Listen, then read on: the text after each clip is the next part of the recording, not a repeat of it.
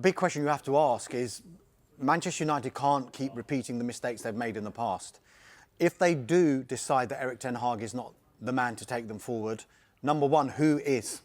Who would come in? There are a number of other clubs who are going to be looking for managers, big clubs as well. And then you've got to ask the question, does Erik Ten Hag deserve another chance? If you look at it on results alone this season, you can see why there's that much scrutiny.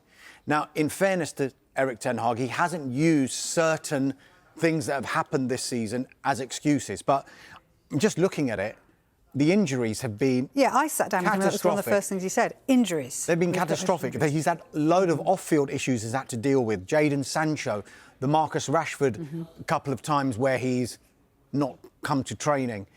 The Anthony situation, Mason Greenwood as well.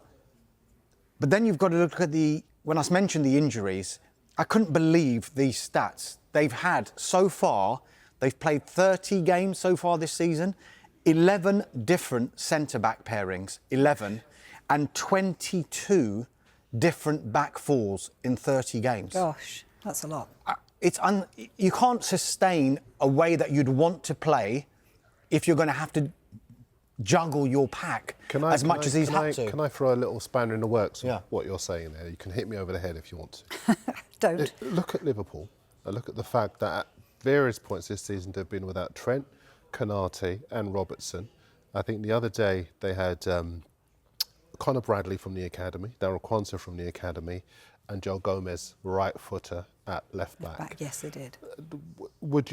Does that give Ten Hag less margin for error when he points to those injuries? Because Liverpool have had them as well. In fairness, he hasn't pointed to the injuries. I'm just saying that 22 different back fours in that many games.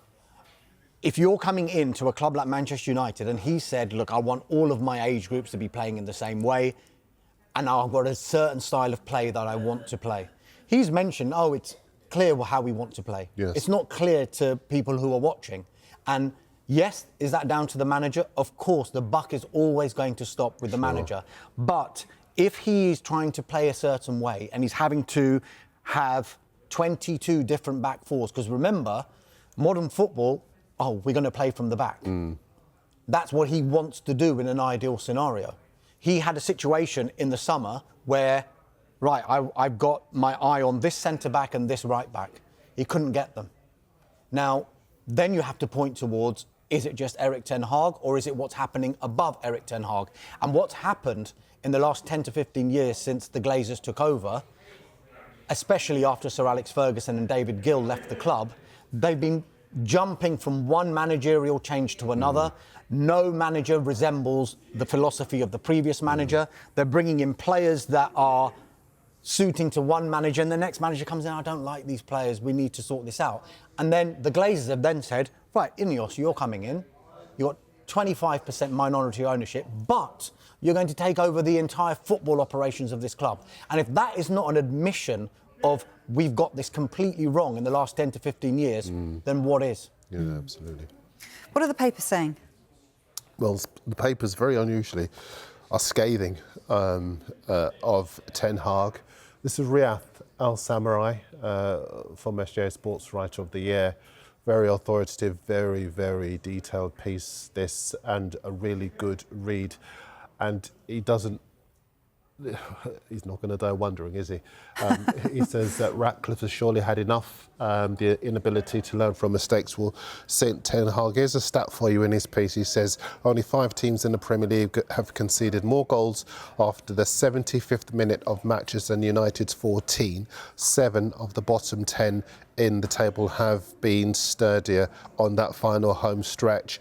If you look at Liverpool, we mentioned them a second ago, they've scored 26 times in that time, 10 more than any other club in the Premier League. That's a difference in mentality. And they've survived the loss of key players to their squad. We heard a lot from Ten Hag in the interview a second ago, words like project and the kind of jargon that Riyadh says in his piece. Dave Brailsford hates, Jim Ratcliffe hates. They are very common sense thinkers. They don't like wasting time if they think something isn't working.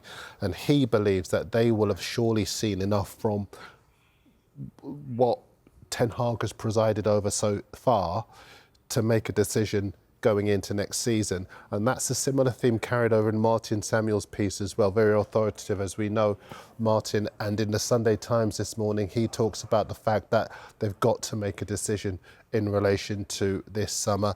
And Martin says that, I'll just call it up here, he says that Ten Hag keeps talking about a process, but there is no process in the way that United are functioning at the moment. He said even if you look at Chelsea, things aren't going well there, but at least you know what they're trying to do. They've brought in a load of young players. They've decided they don't want to keep going to Brighton and other clubs every summer and buying their best players. So they've brought in a collection of players and they're trying to make it work that way. But he says that when you look at the games that United have been involved in, not least the Chelsea game the other day, where they were 3-2 ahead going into the closing minutes of injury time, and they couldn't see it out. When you look at the drop points against Brentford, when you look at the fact that one week they could be heroic in victory against Liverpool in the FA Cup, and then the next week they could be stumbling to a defeat against a side that they should be beating, that to him is not progress, it's not a process. And he believes that Ratcliffe surely, in his opinion, has to call a halt to it and bring in somebody who can preside over something where the fans can see the direction of travel. You mentioned the injuries very quickly. He does actually allude to those, so he takes in the whole picture. But Martin says at this stage, even if they were to win today, he believes that things at United have to go in a different direction. Make no mistake about it, Ineos will have come in and what they are doing is looking top to bottom. And that is different to how it's been working at United before, because they've looked at the manager, they've looked at the players. Let's just throw money at it and let's sort it out that way. Whereas Ineos have come in and said, hold on, your structure's not right here. Let's get that right first. Omar Barada, chief executive, in. Dan Ashworth, potentially Jason Wilcox as well. We expect those two to come in as well. But it doesn't hide from the fact, you were mentioning all these stats, the one that glares out to me is the number of shots that Manchester United have faced in 2024. Up until yesterday, I think they've just been overtaken by Brentford. They'd conceded 225 shots in 10 games. Now, Erik Ten Hag said, I'm not too fussed about that because how many shots are actually going to be, critical to Manchester United? There could be shots that go over the bar, but you've got to reduce that number to reduce the number of potential goals that you're going to concede. I get that, but what you've also told us that they've had to change their defence 24 times. So that alludes to that and why that statistic is so high. In one word, is Erik Ten Hag going to be there next season? No. No? One word, yes. Oh, this is going to come back when they run the tape. Oh, I'll go strengthen. Oh, no, I'm going to go strengthen numbers. Yes.